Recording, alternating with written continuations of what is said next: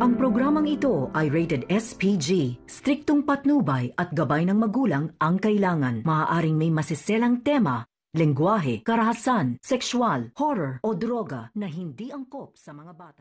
Dahil sa mga pasabog ni Mora ay nagulat ang lahat sa kanyang mga ginagawa. Dito na nga niya ipinakita ang picture ni Lynette at saka ni Dr. RJ Tanyag na naghahalikan, na kung saan dito nga sinabi ni Lynette ay hiwalang katotohanan niyan.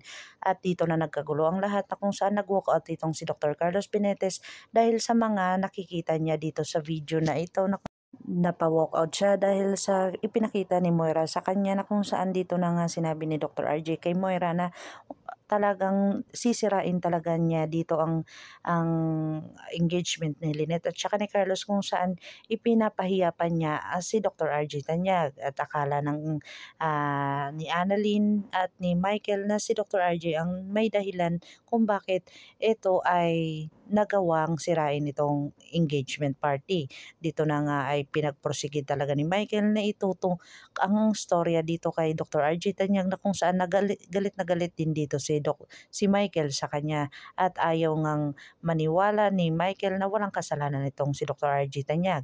Agad-agad naman itong pumunta si Annalyn sa kanyang ama at kinumpronta ito, at dito ni Annalyn nalaman na talagang nagtangka itong kanyang tatay na si Dr. RJ Tanyag na halikan si Lynette, pero hindi naman ito natuloy dahil galit si Lynette sa kanya at napagalitan siya dito. At dito na nga si Dr. Carlos Benitez ay pinuntahan ni Lynette, na kung saan nanghingi ng tawad itong si Lynette, na kung saan hindi naman ito wala naman siyang kasalanan dito at hindi naman ito naghalikan talaga, at kung saan muntikan lang siyang hinalikan ni Dr. RJ Tanyag, at hindi naman ito natuloy nang dahil sa hinarang niya ito at pinagalitan niya ito. At agad-agad naman dumating si Annalyn, na kung saan dito na nga sinabihan sila na kakain na daw sila, kaya walang nangyaring halikan na nagaganap, kung saan hindi iyon totoo. Hindi naniniwala si Dr. Carlos Benitez sa mga sinasabi ni Lynette, kung saan sinabihan niya pa si Lynette na isang sinungaling. Dito na nga pumunta si Dr. RJ Tanyag sa kanya at nanghingi ng tawad, at sinabi niya dito na umalis na lang sa kanyang harapan at hindi niya ito mapapatawad. Pero ito ay nasuntok ni Dr. Carlos Benitez itong si Dr. RJ, na kung saan dito ay nagkaroon ng pasa si Lynette dahil lang sa na medyo nasaktan siya dito ni Dr. Carlos Benitez. Dito naman nakita ni Annalyn ang pasa ni ni Lynette, na kung saan ikinagalit niya ito, na kung saan kinumpronta niya si Dr. Carlos kung bakit ito nagawa ni Dr. Carlos sa kanyang inang si Lynette.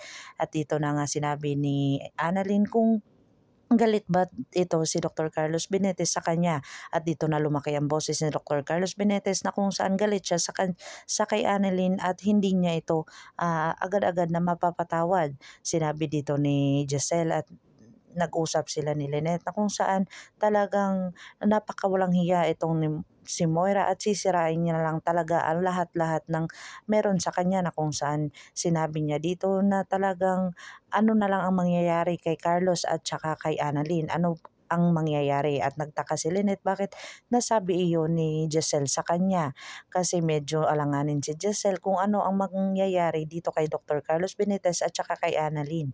Abangan natin ang mga susunod pa na episode na ito, ang Abot Kamay na Pangarap. Kung bago lang po kayo sa aking channel, please like, share, and subscribe para ma-update po kayo sa mga susunod pa. Yan lamang po at maraming salamat.